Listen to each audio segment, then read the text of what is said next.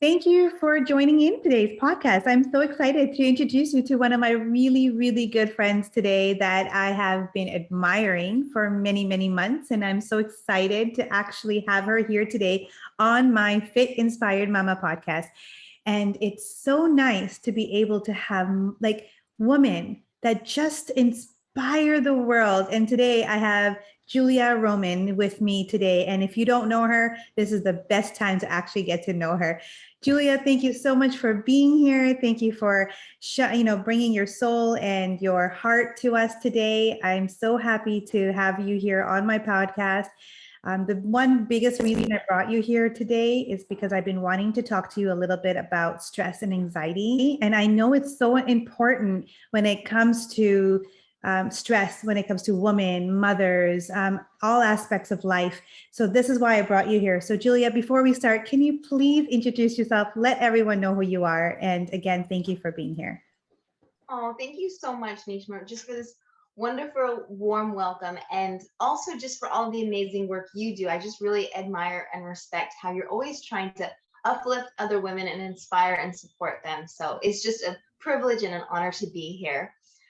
So my name is Julia. I am an anxiety and self-love coach, and I really just help women who have these limiting beliefs about themselves release them so that they can attract the life that they want and to manifest their dreams and the things they've always hoped for. And so many of the times the limiting beliefs we have are not even our own, that we've developed them from society or from our family. And once we realize what they are and how they're hindering us from the progress we want to make, we can actually remove these blocks and heal ourselves in ways that we didn't even know were possible. So I'm just really excited to share what I've learned and to also learn from you today. Oh my God, we learn from each other, right? That's the Yes. best part about Oh, having this. It's amazing how much we can learn from each other. I've learned a lot from you. And so I was like, I need her here. There's one question I do. I have a few questions for you. And I think the one biggest question here that I have for you is with stress and anxiety, we all have it, right? yes. We all have stress and anxiety. So what are the effects and we have on our mind and body when it comes to stress? Well, for me, this is a very personal topic because I talk openly on Instagram and with my clients that I've experienced anxiety and panic attacks for over 20 years. So this is something that I've learned what works and what doesn't work for me and for also my clients as well. And I recently was certified as a CBT coach, cognitive behavioral therapy, because I realized that the relationship between our thoughts and our feelings and our behavior really we can actually change our neural pathways and we have more control than we think in healing ourselves. So once we have this prolonged stress, as you were mentioning, it can manifest itself into anxiety. I've experienced this having anxiety attacks, and certain situations can trigger the fight, flight, or freeze response, which I know we were going to talk a little bit about today. But really, the body's just trying to protect itself. It's just doing its job. But it can be terrifying and it can be really scary when we're feeling these sensations.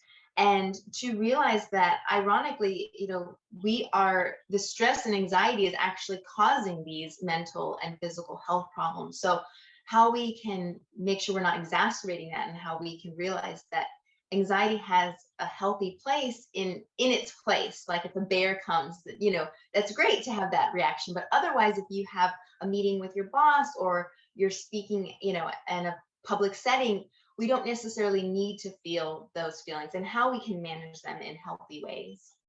That's beautifully said. So when we continue with having stress, give me some examples where someone anywhere at any time could have stress at any time. Could it be maybe at work, under Oh traffic? God, anytime. Oh yeah, I mean, I could probably give you a million situations, especially I think with the pandemic, they've said, that the rates of anxiety have gone up and stress because our lives have been put on hold, or we've also had to deal with all of these dangers that we haven't necessarily thought about before, and our loved ones, and protecting ourselves and our own health. So absolutely, work can be a stress.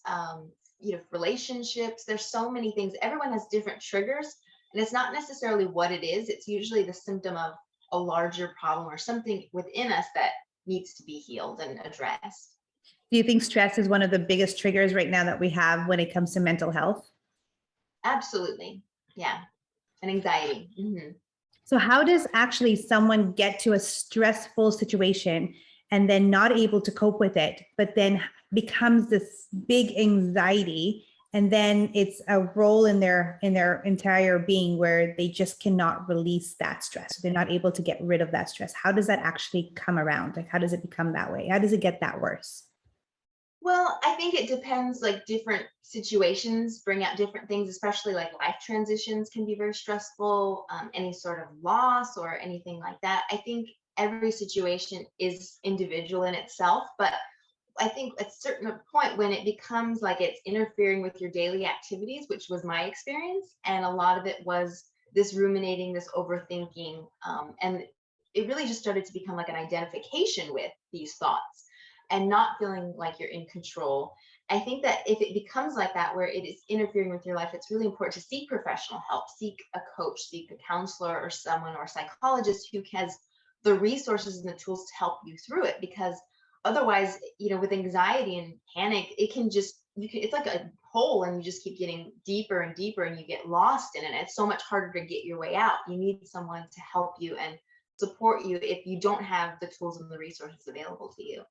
That's so amazing. Now, this is where we talk about when it gets to a very difficult stage. Now, let's talk a little bit about the stress that we all have in our daily lives. One Yeah. is going through work, going into traffic, things that might they had a fight with a friend. Now they're going through stress. They're overthinking about the future, overthinking about what happened in the past. Those little stress that we have.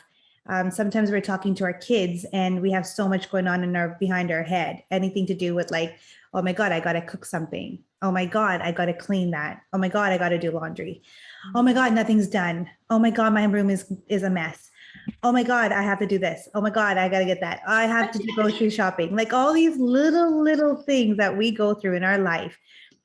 Give us some coping ways of how we can actually eliminate, or not even eliminate, but just cope it like each day, in a practice that we could do so that we can use this coping mechanism every single day. Well, I'm not a mom, so I can't say that, because that is in itself, that is the hardest job in the world. But I do believe that self-care and especially self-love can absolutely help reduce this stress and anxiety. And so much of it is just this preventative measures to, make sure that we don't allow ourselves to push ourselves to the point where we're burned out. And then it's so much harder. And I've seen my mom do that as a mother, when I was growing up, just trying to go and do everything and say yes to everything. And it made it a lot harder. So definitely I have some self-care tips for moms and just anyone who's like a busy woman, a woman on the run, or a woman who has a lot on her plate, that it is possible to make self-care a priority and it really can make a difference. So I would love to hear your tips and tricks on how to do self-care. That is one of my biggest. Yes, give those to us. That would be amazing to listen to. oh, of course. And I'm sure you have some as well, because you have this firsthand experience. But um, one of the things that has helped me is really just literally like planning and scheduling self-care time. Because if I tell myself, oh, I'm going to treat myself or I'm going to do this, I'm not necessarily going to make the time for it. And there's different ways to do this. You can set up a phone reminder, you can put it in your planner. I'm one of those people that has like an old school planner. I like to write it down. But really just knowing that you are just as deserving of your time, energy, and attention as anyone else, and making yourself a priority. And really, if it becomes a routine, I do actually have a former client who's a single mom of 2 children. And she got to the point where we were just saying, okay, you're scheduling time for self-care, because that's like the last thing on your radar. And realizing that when she did that, she actually had more to give, because we can't give from an empty cup. So that was a big huge thing for her. And the other thing I would say is just to keep it simple. I think sometimes we have an idea of self-care that it has to be so elaborate and time consuming, and it can be just something like taking a nap or going for a walk or playing with a pet or taking a bubble bath. I really love taking Epsom salt baths, because that just helps release a lot of the negative energy and the toxic things that I might have picked up in my day. And really just knowing there shouldn't be any pressure, expectations. You have enough of that, and really to just do what feels good. But it doesn't necessarily have to take up your whole day, because I'm sure a lot of moms are listening to this and they're like, I don't have time for self-care. What are you talking about? Which I get. Self-care is so difficult for mothers to do because they forget that they need to give themselves love, or then they just don't have that enough love to give to someone else. If you don't have it for yourself, how do you give it to others? It's a really Absolutely. big, huge thing. So yes, thank you for bringing that up. Oh, of course. Well, and I love the message that you and Soraya put out in the world, because you're both moms and you talk about self-love and how you actually, that makes you a better mom. It makes you a better parent.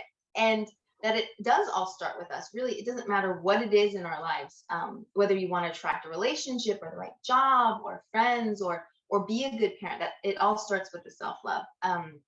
So another thing that's helped me on my journey, because I do refer to myself as a former, or actually like a recovering perfectionist and a reformed people pleaser, is that you have to set healthy boundaries, especially if you're a mom, because oftentimes we get burned out as women just because we're not saying no, we're trying to make everyone happy. And what ends up happening is that this leads to us putting a band-aid on the exhaustion. And that is the self-care. Like, oh, okay, now I'm going to do something. But it's so much deeper at that point, when you've gotten to that point of exhaustion. And really just establishing those like boundaries early on. And so that at this point, then you're not treating the issue, so you're treating the issue and not the symptoms, if that makes sense. Yes, it does make sense. Yeah.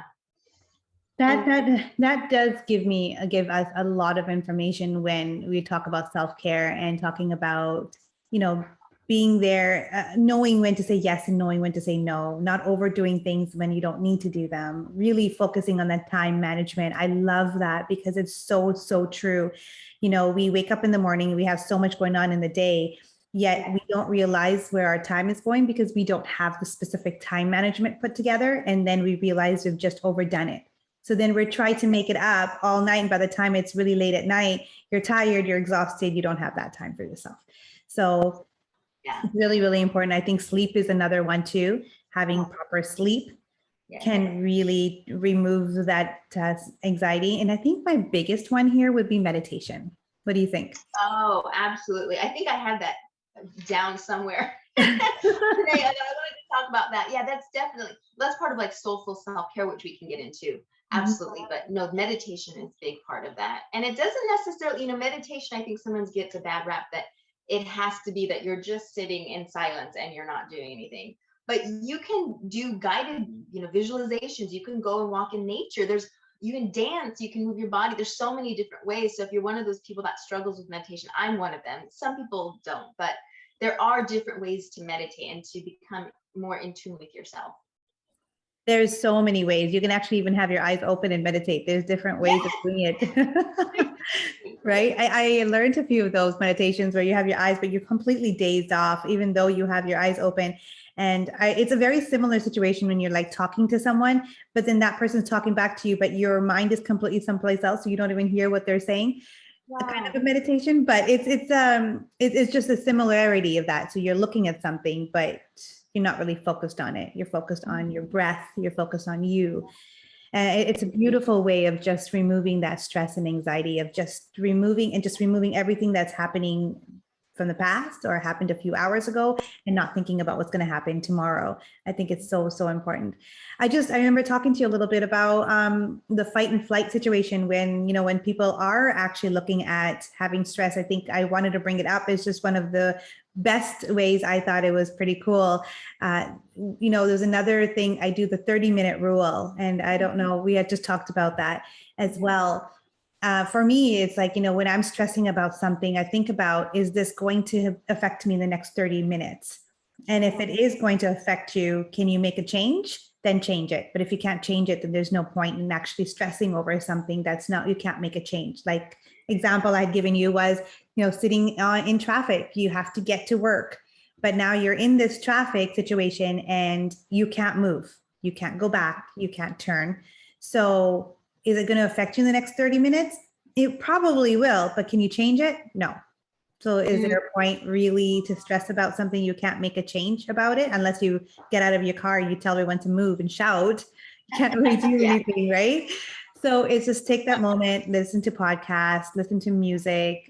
There's ways to coping with those stresses. It's not something that you need to deal with. And I Yeah. think that's a really important thing. I love, If you want to put it back in order.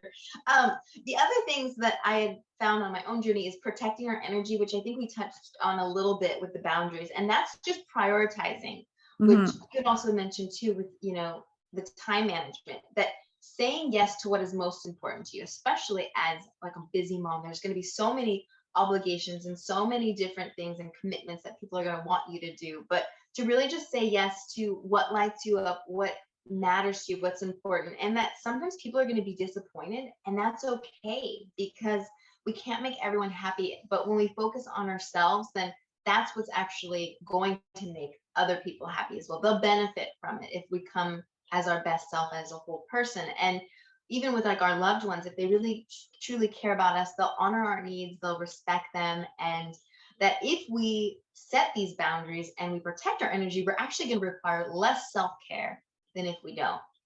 So that was a big one. And then the last thing was practicing soulful self-care, which is not just necessarily self-care where we're just like, sitting in front of the TV like mindlessly for hours, which is fine, if that is, self-care for you. But for me, I usually like something that feeds and restores my soul and also will renew my energy so I can come back even stronger. And that was what you were talking a little bit about before, meditation. I've also done like journaling, being in nature, praying, acts of service that really reconnect you not only to yourself, but to God and to humanity. And that's going to raise your vibration. That's going to give you more energy. You'll be on a higher frequency. And with that, you're just going to feel uplifted, inspired, and it's going to be restorative self-care. I love that you brought that up because, a lot of people think that watching television or being on your iPad or scrolling on your phone is self-care. Social media. Yeah. Yeah. Mm-hmm. And it's actually, I consider it not a self-care situation because one is you're not doing anything that will provide you the soul or the heart to give you something to breathe. On the other hand, you're actually using your brain and you're looking at other people's situations and things and you're overthinking about why or comparing yourself or doing something that is actually making you feel more worse than good. Yes. Right? When it Exactly. comes to that. Absolutely. Television, I feel, is another situation too. And I'm going to have to say it anyways. With TV, I've noticed myself when I watch TV really late at night before bedtime, the amount, depending on what I'm watching, if it's a show with terrorism or is a show with someone killing somebody, or if it's a violence kind of a movie, I start to react through that. And then my dreams become that. So I start having very vivid dreams. And even if it's a very soulful kind of a movie or a very crying kind of movie, it still bothers my sleep all the way through. They usually say television should be, reduced at least 1 to 2 hours before bedtime, only so that you can do your meditations at nighttime, write your journals at nighttime, feel more calmer at nighttime. I think that's more important than watching a show and then putting something else on your mind. Yes. Well, and with social media too, it can be a form of numbing and avoidance of sometimes those feelings. And it can be a little bit more difficult to necessarily to journal or to read or to do something different. But it is really important because that's where the healing is too. And also unfollowing any accounts or anything that makes you feel bad. It should always be inspiring and makes you feel good. Like your account, I always love your page because you always come back feeling better. Yeah, no, oh, thank you. I feel the same way about yours. I've done that actually. I've gone through a lot of posts that make me feel either uncomfortable, make me judge myself. And, maybe I'm not comfortable with something or I'm overthinking about something. If I don't delete them, I may not delete them. I might just unfollow. So knowing that, they just don't come on my feed. They don't come onto any of my posts. I don't see them as much. It just makes me feel better because I need to work on myself and not keep judging other people or judging or comparing myself, because if I do that, it makes me feel worse. Yeah, So. absolutely. And we can't, the last thing I was going to say is don't believe everything you see on Instagram. So true, right? It's not true. It Yeah. isn't. I mean, we think so many things about people's lives we really don't know. So We all have our struggles. We all have things we're going through. Every single person goes through struggles. Don't ever think that their life is better than yours. Your life is beautiful. Your life is amazing. What happens otherwise, that's their journey. That's their life. Let them enjoy it. You got to work on yours and just do and just be you. I think that's really important. Absolutely. I love that. Oh, thank you for those last comments that really brought. Sometimes we forget that. And I do too sometimes. I forget just to be me. Yes. There's those days There's no one like you in the universe or ever will be. So be the best that you can be. You have a special place. It's like if we were all trying to be roses in a flower garden. Someone's a tulip, someone's a sunflower. Like embrace that uniqueness because that is your superpower. And that is what's going to make not only the world a better place, but also your life. It's just going to transform everything in it. Yeah, I totally believe that now. And well, I always did, but it's so good to hearing that all the time. It makes me remember. I always listen to these affirmations that help me keep reminding myself that you are worthy, you are beautiful, and that actually also helps me reduce my stress too, because I keep forgetting about the world and think about how I need to work on myself. So, well, it's this common humanity that we all share, that we're all connected, and that when we're taking care of ourselves, we're loving ourselves, we have more love to give the world. Everyone benefits. And with you, every time you leave a comment, you just always bring a little sunshine to my day, and there's just almost so much like kindness and love and warmth that you share. It always just makes me feel so good. So to just keep shining your light, because we're all benefiting from it too. Oh, thank you, Julia. Thank you so much. You do the same, because I love listening to you and I love talking to you. And thank you again for putting that time and extra moment of just being here and doing this podcast with me. Really, really, truly makes me feel so happy. I love that. I love every single bit of this that we've been talking about stress and anxiety when it comes to mothers or to women. How to remove it. Julia, what do you do to help women with stress and anxiety? How do you actually help them with that in your course?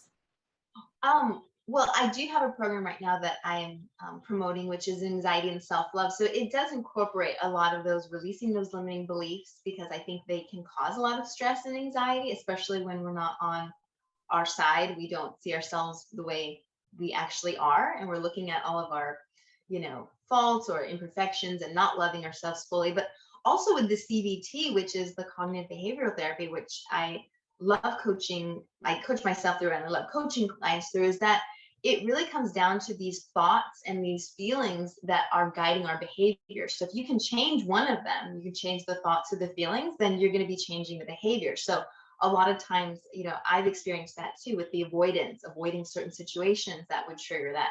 But that exposing ourselves in healthy and in small increments is essential to that healing. And unfortunately, I've yet to find some magic pill that just takes away anxiety and panic attacks. I mean, unless it's like a prescription, which is great. But if you actually want to not necessarily rely on medication, and for me, that was a part of that journey too, is I would feel a panic attack coming on and just take a pill, until I realized, well, wait a minute, I think there's something here that needs to be healed. And if there are ways that I can cope with this and manage it, it makes it a lot easier. And the first thing I would recommend to anyone is to challenge those thoughts and look for evidence, because so many of these negative limiting beliefs that would come up weren't the truth, and they were not something I would say to a friend or someone else. So that's something I take clients through, is we're doing these activities, exercises, worksheets that are really just rewiring and reprogramming your brain to let go of these old thought patterns, this false story of who you are and what's possible for you, so that you can create and write a new narrative. And I've just found that that's been really empowering, and also just seeing the results of this transformation has just made it all worth it for me. That's amazing. I love it. I actually was looking at your course and I saw all these beautiful reviews on there. So I wanted you to bring it up, and I'm so excited that you have. And I want everyone to know what you're all about and what you've been doing. So I want to add that information on the description if anyone actually does want to look more into it. Is there any way, if somebody wants to get a hold of you, that they could through, I know you have an Instagram account. Is there any other way that they can get a hold of you if they wanted to? Yes, I have a Facebook page, and I have a Radical Self-Love Collective, which is a group of amazing women from all around the world. And I also have a website. So there's lots of different ways I'm usually on Instagram, but either of those. Yeah. Absolutely great. So then I'll have them all on my description too below. So then they can at least get a hold of you in certain ways, depending if they don't have Instagram or any other ways. Sure, of course. I have an email. Absolutely. Yeah. Perfect. Perfect. I want to say thank you so much for being here. Thank you so much for taking your time and, talking to us. All this information that you've given to us actually will help a lot of women listening to this. And I love that you're here. You brought that information. Honestly, no matter how much we try, sometimes we're all going to be stressed. Stress is one of the biggest things in our life. We're going to have it, either it's minimum or it's a lot more than minimum, or whatever the situation that you're going through. It's a practice that we have to put through into our life that will minimize that stress level. And so how do we actually affect that through our day-to-day life? We are the only ones that know it and the only ones that will be able to work through it. And that's why Julia is actually here to help you with that kind of help. And I hope that you take that advantage, send her a message and say, hey, I want more info. I want more info. So thank you, thank you. Nishma. I appreciate you. And thank you everyone else that's here. Thank you for listening. Thank you for taking that moment and being here, because truly every conversation we have here is from deep within our hearts. So I really hope you enjoyed that. Again, don't forget to subscribe. Have a wonderful, wonderful day. We'll see you next week. Take care. Thanks, Bye. Nishma.